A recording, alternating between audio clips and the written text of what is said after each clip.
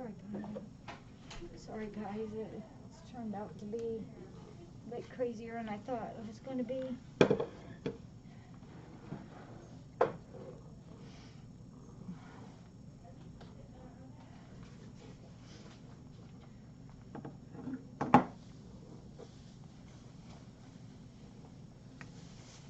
Thank you, Ruth.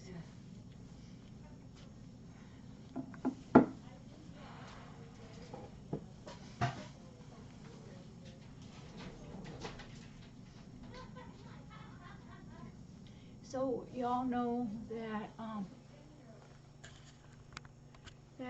Coralie hasn't been feeling good, and we've known this. And remember months ago when she was actually throwing up, and we treated that, and that went away, and that's not what this is. So that went away. I don't want anybody to think that what she's been going through the last 10 days or so is the same as what she went through a few months ago, because that was actually vomiting, and we got her over that. And then about 10 days ago, we noticed she was gagging when she was eating, and she was still swallowing some, and actually she gained a couple ounces. And so that's not vomiting, that's gagging, or she would just swallow and then it would just come up. That's not the same as it actually having gone down in her tummy and then coming up. So, but it's progressed, and I talked to Dr. Darcy over the weekend, and she gave me some meds, or told me what to give, because we have all that here, and to try and see if that would help her, and it didn't. Not that it would change anything, nothing. Our vet clinic has been closed for 2 weeks. You might have seen it on Facebook. They had a spree of COVID go through their office, and it's on Facebook. Many people knew, and so they actually, the health department, of course, had them shut down. So we couldn't do any diagnostics, and they're open tomorrow, but they're kind of sort of opened their doors today already. So Darcy wanted her up today, and they got her in, and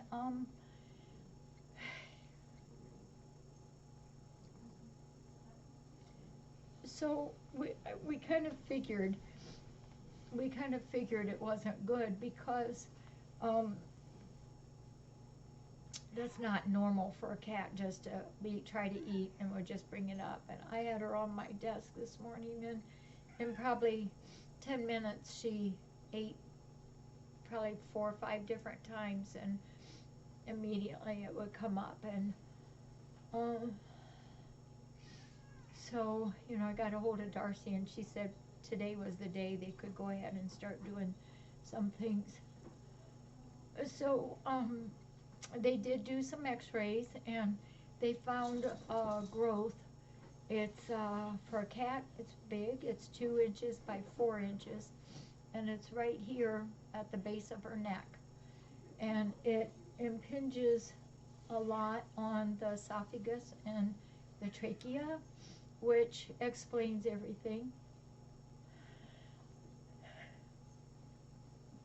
because that's why when she would swallow, there wasn't any room for it to go down, and she would just bring it up. And that also explains why her coloring has been, her color has been bad, because she's not getting the full air as what she should be. Here. She wants somebody else. Oh, is that what she wants? Yeah, just right there.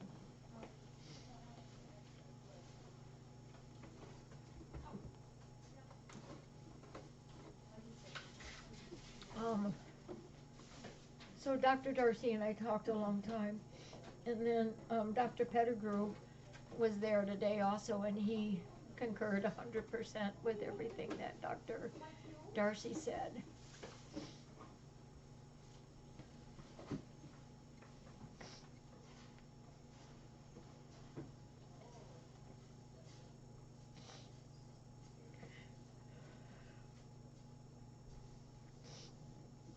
I'm sorry. I thought I was all done. So, we're just going to bide a little bit of time. Just a little bit. I need her. I need her yet for just a little bit more. And she's not in any pain. That's one thing I wanted to know for sure, that she was not in any pain. But we can't let her keep going like this because she can't eat. She was given fluids today, and we've given her fluids here also.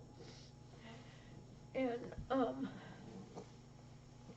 we're just gonna love up on her, but I have to tell you, it's not gonna be long.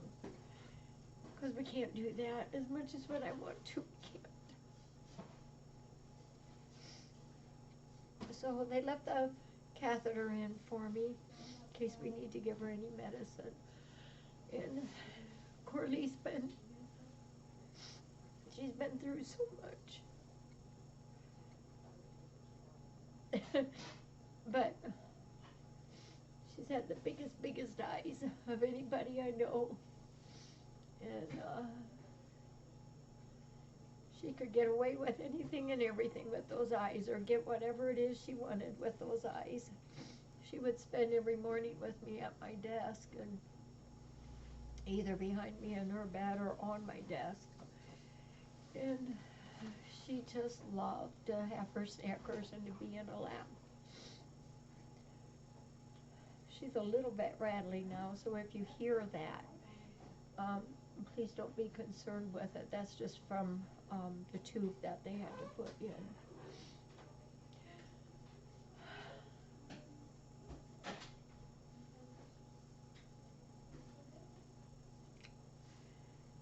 Okay, I'm sorry. I was going to say this without any tears this time. And that's from all your friends out there, because they love you too. So even if we were able to have diagnosed this, the 2 weeks ago, it would not have made any difference. If we would have been able to diagnose this the minute that tumor started growing, we would not have been able to fix it. So I don't want anybody to think that this was something that we could have fixed had we known a little sooner. We couldn't have. And I'm toying with the idea. I said, well, maybe we could put a feeding tube in, but we can't do that. We cannot not do that to her. Everything's too complicated. And that wouldn't help me breathe better anyhow, would it?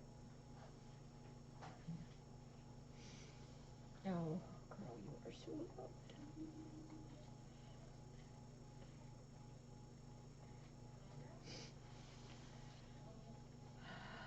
All right, I'm gonna go. I've got a bed back there that she loves. I'm gonna go put her in there because she's still a little bit dopey from her anesthetic. And I'll bring her up later. So if you see that she does cough up, gag up, anything, please don't worry about it. It's okay. She is so loved, isn't she? This girl, when she first came in, was such a mess. We had her bandaged almost tail to nose because of all of her frostbite, and we tried so hard to save every part of her we could.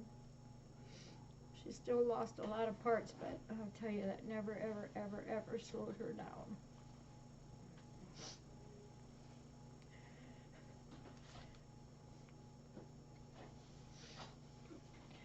Thank you, you all. Thank you.